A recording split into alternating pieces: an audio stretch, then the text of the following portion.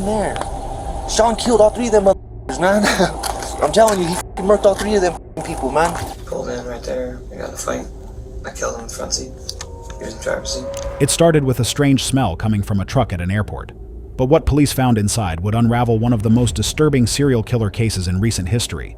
And at the center of it all, an unassuming man who'd allegedly taken 16 lives across 2 states. Much of the footage you're about to see has never been seen before. This is the shocking case of Sean Lannon.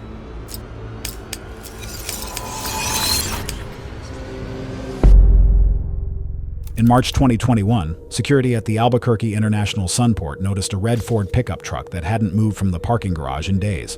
At first, it didn't raise any alarms. Vehicles were often left behind while their owners traveled. But then came the smell, a foul stench that grew stronger by the day. By March 5th, it was unbearable, prompting security to call the police. Kind of smells. Kind of smells, but I mean, not to like decompose or anything, you know what I mean?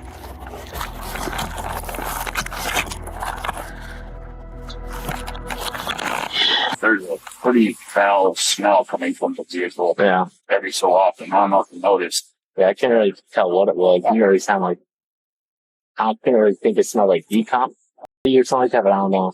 Yeah, I can smell something, but I can't really tell what it was. It also smelled like dirty, like deal almost, but yeah, I don't know. We'll check the video and all that good stuff, so. Police ran the truck's plates and it came back as registered to 60-year-old Randall Apostolon, a handyman who lived transiently.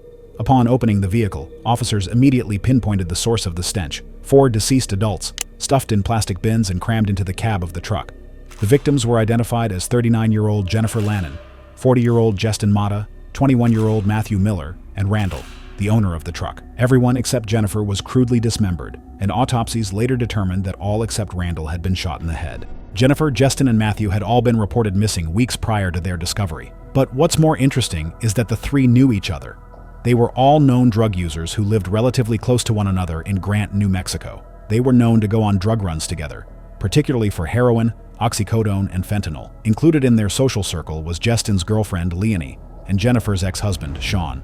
The investigation into Matthew Miller's disappearance had been going on for weeks prior to the discovery of the truck. During their investigation, they found and questioned Justin's girlfriend, Leonie, but she claimed she didn't know anything about Matthew's disappearance. She also advised that Justin had run off to Arizona with Jennifer, with whom he was allegedly having an affair.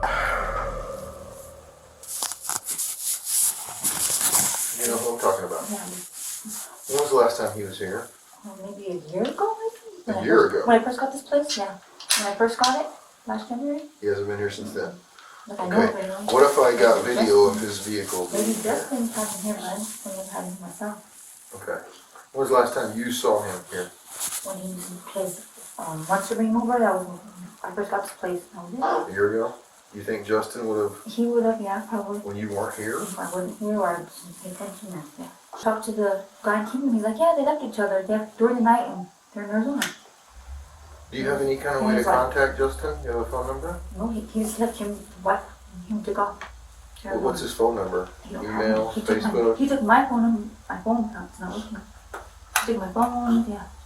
Took a wife, the other guy. When's the last time you had any kind of communication with That's Justin? when he said, go buy Coke. So I'm gonna go buy Coke. And then from there.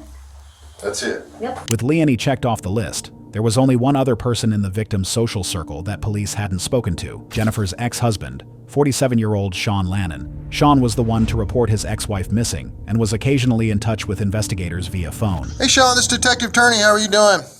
Good, how are you doing today? Good, man. I've been trying to get a hold of your other number and it's not working. So, No, I apologize. Sorry. so you know anything new? No, I haven't heard anything. Okay. Anywhere on your end? No, we've made some progress here and there. I've got a bunch of pictures of different vehicles. I'd like you to take a look at, see if you could help me identify them.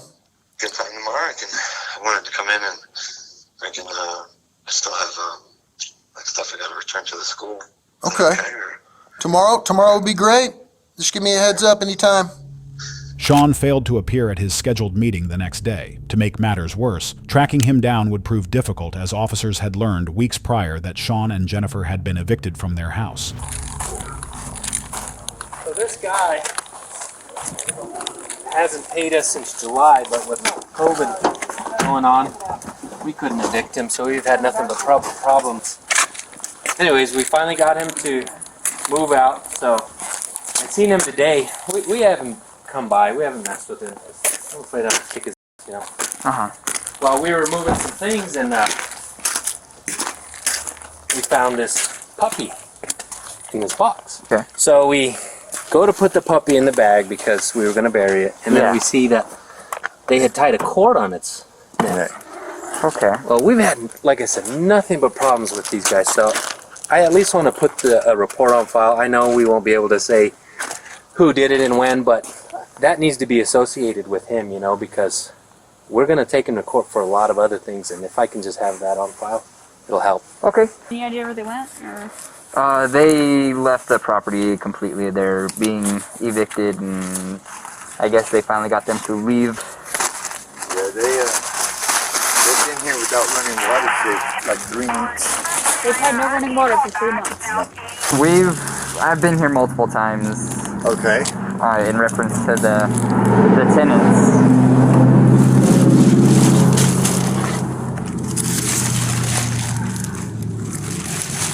Yeah, that was just straight up used.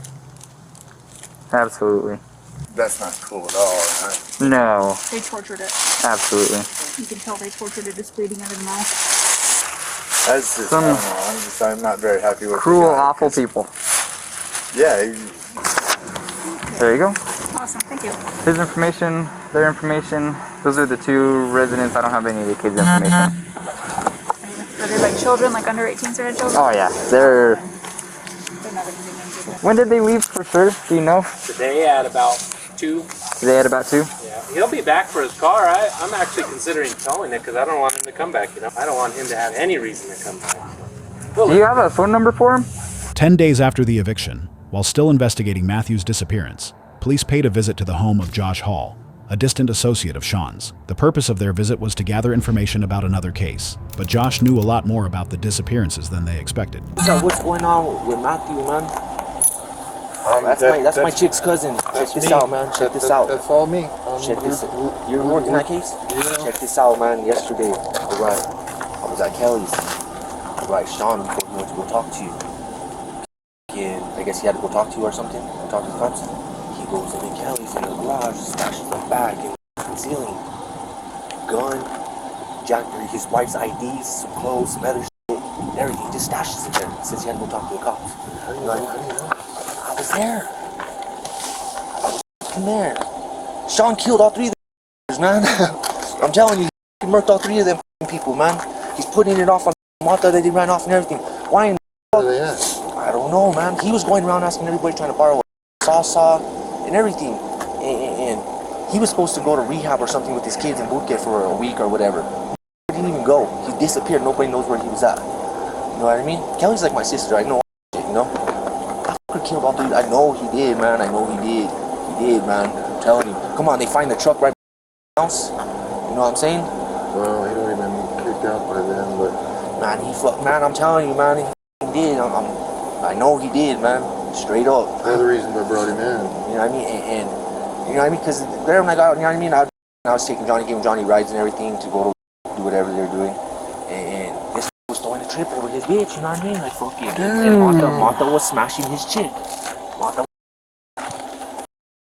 Matt was just an innocent guy, man. Innocent guy.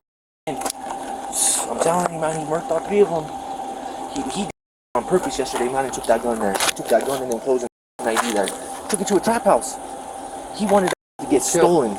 Did Kelly give it up to us? Oh, Daniel stole him, took the gun, and he gave the IDs and everything back to him, to Sean.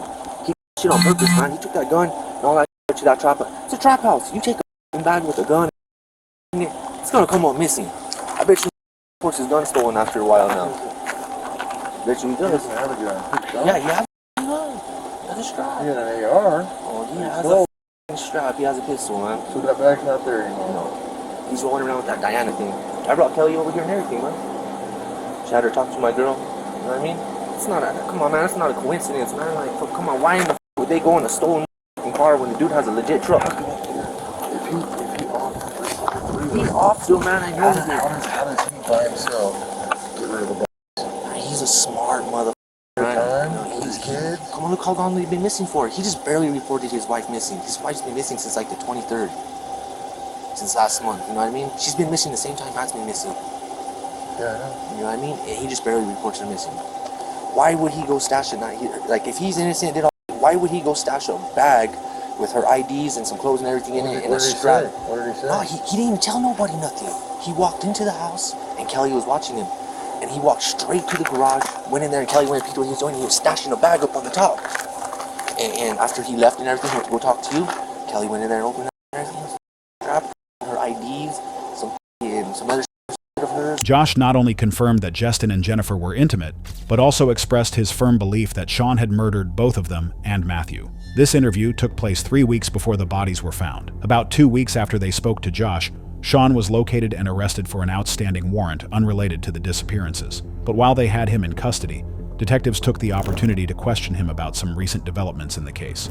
Sean, you're under arrest on this assault and battery warrant, and you're in custody during the transport. So I have to advise you of your rights because you're in custody. Okay?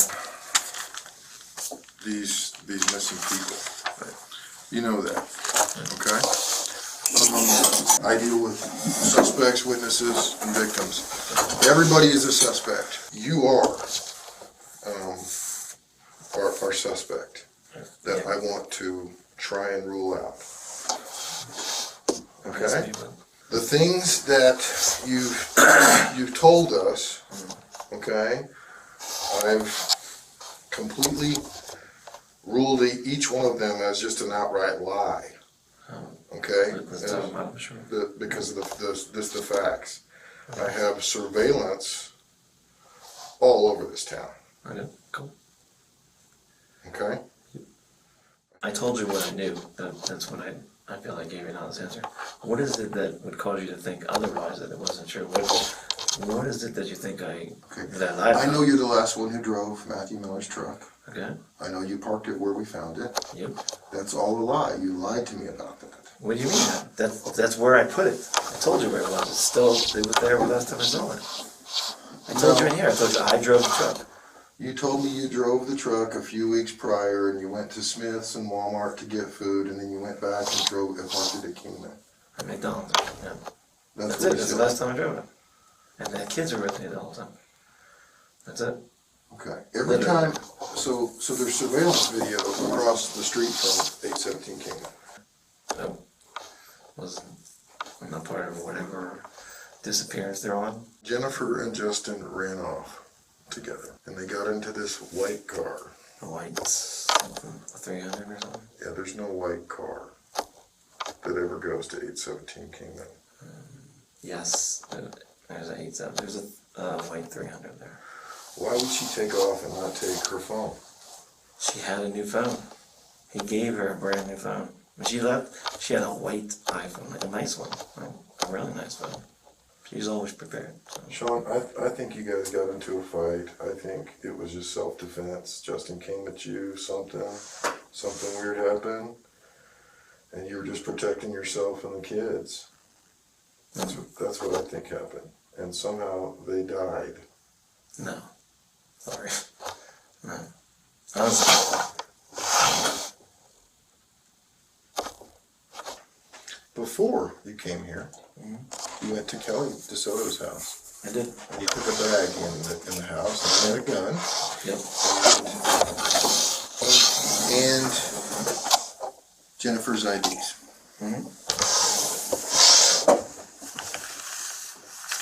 Why would you do that? You're admitting that you did that? I had a bag at the house, yeah. On your way here, you stopped at Kelly's. I stopped at Kelly's. Right? Yep. Talked to Kelly for a few minutes. And then I left. You took a bag in her house and hid the bag. I didn't hide the bag. It left it on the kitchen table. That's it. It was my other bag, my laptop and everything. And there was a gun in the bag. There was Justin's gun, which was Tommy Archuleta's gun. It was Justin's gun. Yeah, it's Justin's gun. He got it from Tommy Archuleta. I don't have my phone. It wasn't in Dee's car. I never got the phone. What phone? What are you talking I had a about? phone, and I was like, where the f- my phone at? Where's my phone at? Why would it be at Kelly's house? Because the last place I had it, I thought I had it was at Kelly. She bolted out. Literally, like, That doesn't make sense, Sean. You no, ask her. She literally bolted out. No, you Like, took the bag with the gun and Jennifer's IDs. I took the bags like everywhere I go, and she kept the gun. Like the dog took it. I guess that's what apparently what it was. But yeah, So you planning on getting the bag back? I went to go pick up the laptop bag. I didn't realize the other one. I was like, oh, my and then the pistol and the three knives are gone. 3 what? Three pocket knives. Oh. And you didn't try to get that back? I said, where's the stuff that's in the bag? And Doug was like, this is what you're gonna get. And I was like, I was trying to fight with him. You were using his phone to text Kelly after you left because you destroyed Jennifer's phone. I destroyed Jennifer? You smashed it on the porch. As I you didn't left. destroy the phone. I've got several people that witnessed this. And who are the several people? Kelly. I didn't destroy the phone. Who did? You didn't smash a phone on the... I didn't smash a phone. No. Struggle to be able to have enough money to pay for a phone. Never mind smash a phone. Well, it was Jennifer's. Yeah. I asked you, hey, is this the good number to contact you? Yeah. And you said, yeah. Yeah. After you left and went to Kelly's and destroyed That would be the. I never was able to contact you on that number again. You never called me again asking, have we found her? I told you I was at Dee's house and gave you the phone number. Do you understand I see your all of process. this stuff? I see your point. I completely see your point. But it doesn't change the fact that literally that's Jennifer's phone. You knew my phone number. Friggin', I didn't have service. What money to pay for it? I gave you Dee's number and told you the address, like house and everything, where I was going. Like, I know. I think you did that on purpose. why? You can pull the records on the phone. You can see the texts and the calls. There's nothing incriminating for me on that phone. I got nothing to hide on that. There's nothing. You guys hiding something. I think that they're deceased, don't you? I think she's gonna pop up with when she wants fucking money. That's all I was It's been a month, man. She's disappeared for more than a month before. Hasn't called her mom? Hasn't had contact with any Her cop mom knows now anywhere that she's in on the the United States? As soon as she Neither fucking has realized. Justin. Neither has Matthew. Matthew wouldn't have left 2 days without taking care of his cats. You're the last one in his car. Okay, I see your point. How did you... It doesn't change the fact that I used his card because he took $80 off my food card. His girl was there. I literally drove to get freaking water, groceries, like supply. Like, In the afternoon, okay, I've got it going by 809 Jackson on the 26th. huh? And then it goes back and parked it where you parked it at Lubbock Apartments. Where did you spend the whole entire noon, 1, 2, 3, 4, 5 hours? There's no way that I was not physically home for 5 hours. No chance in hell. Nope. It's not on there, man. Well, where did you drive after? I don't have anyone to watch the kids. I do not leave my kids at the house for 5 friggin' hours to go do fiddle, whatever. No chance So in where hell. did you go with the truck when you? All I've ever done, take trash to the recyclables or the dumpster because And then straight I'm packing and all subs or Smiths or something. That's it. Where else could you go? 5 hours? It's you didn't go anywhere into the woods? Go up the mountains? Hell no. Valleys? No. Where'd all the mud on it come from? What mud? I didn't go through mud. Like the long strip, maybe? I don't know. What mud would be on there? I didn't look at the side like. The mud from wherever you dumped the. When was I putting the body in a vehicle? I don't know, Sean. Well, look at your pictures better. I'm physically struggling coming back from the friggin' infection in the punctured lung. I was grateful to have a car, even though fiddle are going to go buy their shit. I wanted to use a vehicle. The last time, trash down at the end of the road, taking trash. You should see me go, like, I would literally, if I didn't use that, I had to use the stroller. Like, by the time you get 8 jugs of water, because we have none, it's awful.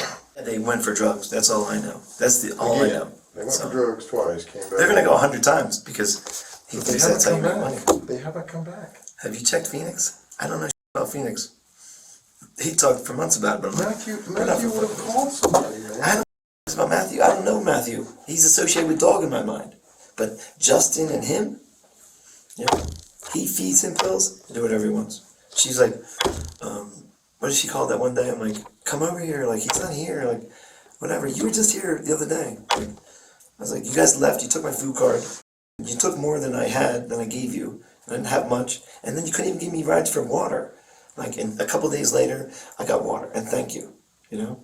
But you know darn well, like, he's like, well, we don't shouldn't need anything because something about, like, he can get him, the uncle would front. I'm like, the uncle wasn't front. You just told me your uncle's not fronting unless you show up with $40 or money. So then, that's why they went to they took that,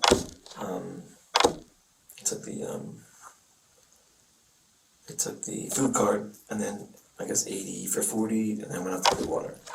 And I'm like, you know, what's value in, he's like trying to throw towels. I'm like, I don't need towels, I don't have internet. Like, I'm just trying to get food and water. My guess, the creepy dude that talks about pigs eat everything but the eyeballs. I'm like, who the fuck would know that? Like, this dude's, I'm scared of dog. I'm with you. So, but my kids are scared of dog, I'm scared of dog. I don't have to be afraid of it. I'm ashamed of it. But we hid in the house, we didn't go anywhere. I definitely didn't leave my kids for 5 hours. Try and find the blip of the other one. It does not look good for you, Sean. Okay. You're the last one who drove freaking Matthew's truck. You parked it where it was, okay? So it And I told you where it was, and I was honest about it. I put my kids in the car. Not till today. Not till today. No, you pulled that video last time. I told you that I took my kids in the truck And you went parked straight back to Kingman. You didn't tell me you parked it in Lubbock. We found it the day before that. I know there's video everywhere in there. It doesn't matter. You're going to see it. There's nothing to hide on that. I'm going through McDonald's in that truck. You're going to see the video. It don't look good. It don't look good. And I don't have Justin or Matthew or Dog to verify that, oh yeah, they had you. Well, it doesn't make sense. I'm just telling you. I'm just telling you, Dog was Sean. on the conversation. I'm just telling you, Sean. I get that. It doesn't look good. It doesn't look good. Okay? Doesn't look good. All right? We're gonna continue investigating. We're gonna continue looking for stuff. Ask the girl if I got anything out of Felicity, the young girl. Right. Ask her, what did Sean get out of anything? Sean was booked into jail for the warrant, but released about a week later, just days before the bodies were discovered. Fast forward to March 5th, the day the missing group was found. Officers were able to acquire surveillance footage from the airport, and at that point, it came as no surprise when they saw none other than Sean parking the truck and abandoning it in the parking garage. This signaled the start of the manhunt for Sean Lannon. Little did detectives know that by the time they'd caught onto him, he was on the other side of the country. New Mexico police would continue to search for Sean for 4 days before they received information from U.S. Marshals that Sean was wanted in connection to another recent murder. On March 8th, 66-year-old Michael Debkowski was found dead, bludgeoned inside his East Greenwich, New Jersey home. Throughout the 1980s, Michael used to mentor Sean and his twin brother. And while it was unclear at that point why Sean would want him dead, the discovery triggered a nationwide manhunt for the deranged serial killer. Luckily, 2 days later on March 10th, Sean was found and arrested in St. Louis, Missouri, when police spotted him driving Michael's car. He was immediately transported to a New Jersey police station, where after months of feigning innocence, he would finally make a startling confession. I just want to kind of talk to you some about some things that happened in New Mexico in general, but Albuquerque after the fact. From wherever you're ready to begin, man. I know you just kind of tell me how you got into New Mexico and how some of this went down, man. I got a job assignment in New Mexico 4 years ago. Job. Brought the kids, nanny. The nanny was Diana. Sometime later, Jennifer comes. Jennifer never got along. So at some point, Diana took a job with corrections and did that. And Jen stayed at the house, failed out of rehab a couple times. Pretty much always had nanny off and on, covered all the kids. I worked a lot. Recently I lost my job.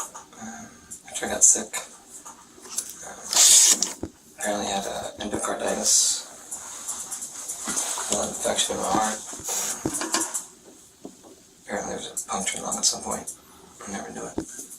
Maybe that was the source. In the hospital, lost my job, came back. I wish I'd learned to walk again. Employment. Pretty much getting evicted and leaving the house. Plan was to get to New Jersey, get the kids back safe. So, one day I took a walk at Walmart, purchased a dollar stroller, and to get groceries. Pretty good walk from where I lived on Kingman Avenue to Walmart. A half hour into the walk, I realized I didn't have my food cart, so I turned around, came back, went to the front door, went down the hallway to get my food cart on my dresser. I noticed it was quiet. And the kids opened the door, Jenna and Justin in there. I knew we were divorced whenever, but I was fucking ignorant. So I was like, idiots. The kids grabbed my card. Justin said that they were with his girlfriend. I'm like, God, you idiot. Your girlfriend, your wife's got my kids, so you got your girlfriend. So call the kids, nothing. Open the door, cross your mind. It's pile of blankets, behind the blankets of the kids. Pick up, pretty much like, right on top of them, no response. Pick up, not breathing. Doesn't seem like she's breathing, so I'm flipping out. I put her against her, I could feel her, she got shallow breaths. She's still with us. So I'm screaming at the two of them, I go, she did the kids. And my arm, I got no pulse, no respirations. I'm flipping out, like, what the fuck you do? Justin's putting on his clothes, comes in like, doesn't sign it, like, they're fine. I'm like, they're not fine, they're not breathing. What the fuck you do? Tells me they drugged them something in their medicine. Jen didn't think I was being serious. She comes in, looks at me, she grabs Shawn Michael. She got no pulse. She's not breathing, no pulse. I'm like, I know. Check Shawn. She's no pulse. She starts saying that she killed the Garrison baby. Justin ran out the room, out the house immediately.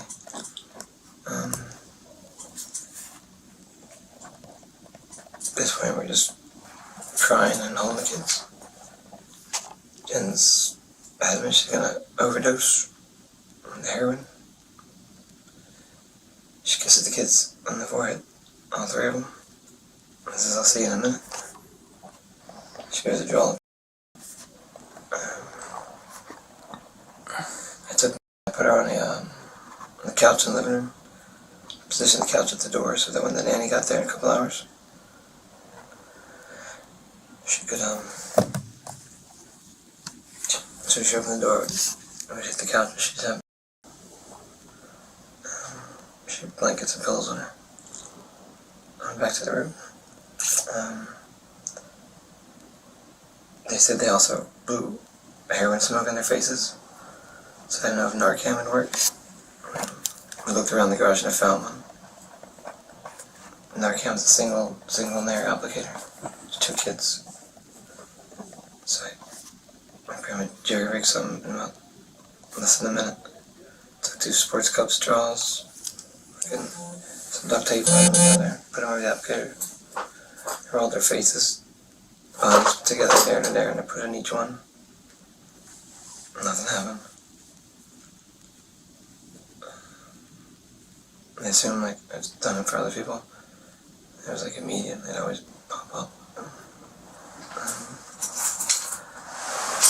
I kissed him on the head and I told him I'd see him in a minute.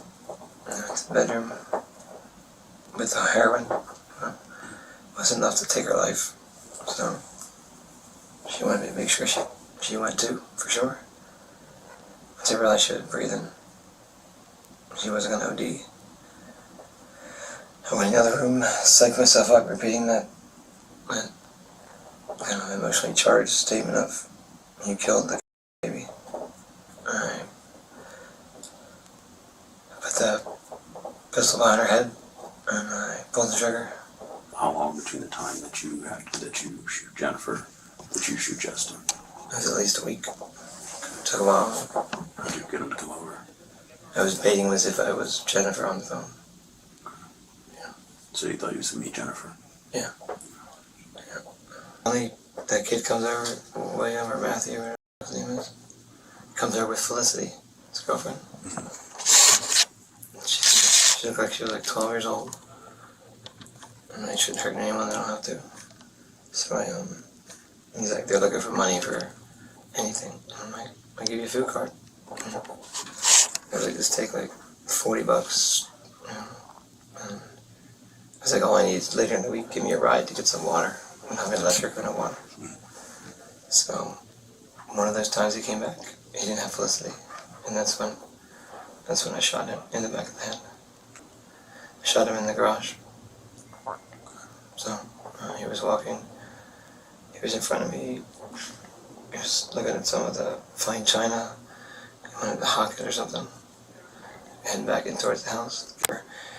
In the far back bedroom, when the door was locked anyway, we took a sort of barricade, just with all the moving stuff so that they couldn't come out. He didn't know it was coming. Put it up to the back of his head, pulled the trigger. It's disgusting. Fell right there on the floor. I stepped over, walked, checked the kids. Took me like another day or two to figure out, put him in something. It's pretty fucking disgusting. Finally got all three of these outside the house, in the yard. Take them out the back. Make the slider door around the back side. And put them underneath this tree, and I put like the grill and all that stuff, blockading them in. Because we still lived in the house, cleaned up what I could. All the while the landlord was in and out, constantly checking the house. And the variable. And then, as I pack up the stuff, I'd take stuff to use one of my friend's trucks, take it to storage, put the kids in the front seats with me, and then pick up at the storage containers. Took them, not those storage containers, they were outside the house, the actual stuff. Took them to storage until the house was pretty much empty. At some point he brought me the boxes, I put them in the back.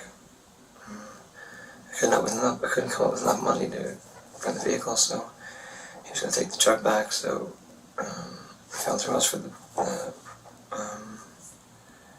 the boxes to be, the storage containers. I was going to hold them for $150. He wanted another $300 once we got to his place. I don't have another $300. The other guy or Miguel? No, Randy wanted another $300 to hold the boxes. So I didn't have $300. So he's like, well, I'm going to drop you back off. So we left the place, came back to the Pearl. The box was still in the back.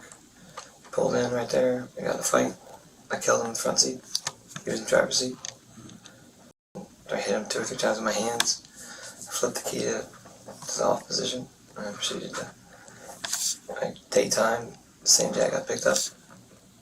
People no one happened to see anything. At some point my hand got sore, I hit him with a hammer. Blood was splattered. No one came around. I literally got out, cleaned the windows, put something over them, flipped them to the drivers, from the drivers to the passenger. It's pretty fucking disgusting. This huge puddle underneath the truck coming out the side door.